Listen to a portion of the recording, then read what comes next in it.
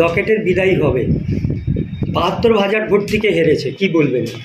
এ তো হবার ছিল, যেটা হবার ছিল সেটাই হয়েছে। কিন্তু আগেই বলেছিলাম, আজ থেকে ২ মাস আগে বলেছিলাম লকেট এক্স এমপি হবে, তো এক্স হয়ে গেছে, এরকম বলার কি আছে? লকেট অভিনেত্রী ছিল, হুগলিতে প্রায় দেখাই যেত না ওনাকে, কিন্তু রচনার ক্ষেত্রেও তাই। রচনা জয়লাভ করলো। মমতা ব্যানার্জি সৈনিকদের এগুলো হয় না। রচনা অলরেডি বাড়ি খোঁজা আরম্ভ করেছে, অফিস খোঁজা আরম্ভ করেছে। আমরা ২-১ মাসের মধ্যে ওর বাড়ি এবং অফিস রেডি করে দেবো, ও চুস্ততেই থাকবে। রচনা ব্যানার্জি সাংসদ হওয়ার পরে প্রথম কাজটা ওনার কি হবে? এটা রচনা বলবে, আমি বলবো? রচনার কথা আমার মুখে কেন বলাচ্ছেন? বলবে, রচনা বলবে, শপথ নিয়ে আসুক, সব বলবে। দাদা বলছি, কোদালিয়ার ২ জায়গায় দেখা গেছে প্রধান এবং উপপ্রধানের পদত্যাগ রচনা জেতার পরেই। আর তারা হারিয়েছে, নিজেদের বিবেক আছে বলে পদত্যাগ করেছে। আপনারা ছোট জানেন না, জওয়াহরলাল নেহরুর মন্ত্রিসভায় লাল বাহাদুর শাস্ত্রী রেলমন্ত্রী ছিলেন। একটা রেল দুর্ঘটনা ঘটেছিল, তিনি পদত্যাগ করেছিলেন। আজকাল তো নীতির বালাই নেই, ৫০টা করে রেল অ্যাক্সিডেন্ট হচ্ছে, রেলমন্ত্রী টিকে থাকছেন। এদের নীতি আদর্শ আছে বলে রিজাইন করেছে। দল দেখবে রিজাইন অ্যাকসেপ্ট হবে কি হবে না। রচনা ব্যানার্জিকে যেভাবে দই নিয়ে একটা ট্রোল করা হচ্ছিল, আপনারা কি এই জয়ের পরে লকেটের বাড়িতে কি দই পাঠাবেন? আপনাদের নেতৃত্ব বলছে আমাদের অসভ্যতা করার কেউ শেখায়নি। মমতা ব্যানার্জি অসভ্যতা করেন না। আমরা ২০১১ কারোর সাথে অসভ্যতা করিনি, ১৬ করিনি, ২১ করিনি, ২৪ করবো না। হাওড়া সিট জেতার মূল কারণ কি দেখছেন? এই যে মানুষের সাথে জনসংযোগ না রাখলে যা হয়।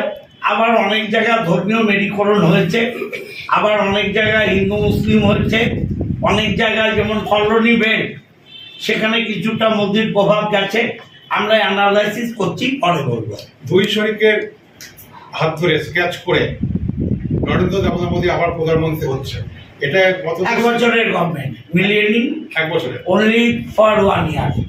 1 বছরের মধ্যে সরকার ভেঙে যাবে, নতুন করে নির্বাচন হবে।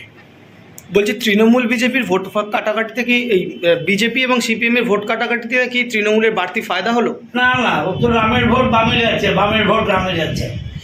রামের ভোট, বামের ভোট সবটাই রামে গেছে। আপনারা আসবেন অন্য সময়, আমি রেকর্ড মিলিয়ে দেবো যে পঞ্চায়েতে সিপিএম কত পেয়েছে, বিধানসভায় সিপিএম কত পেয়েছে, আর লোকসভায় সিপিএম কত পেল। চার্ট খুলে আপনারা জিজ্ঞাসা করবেন, আমি তো জানি না।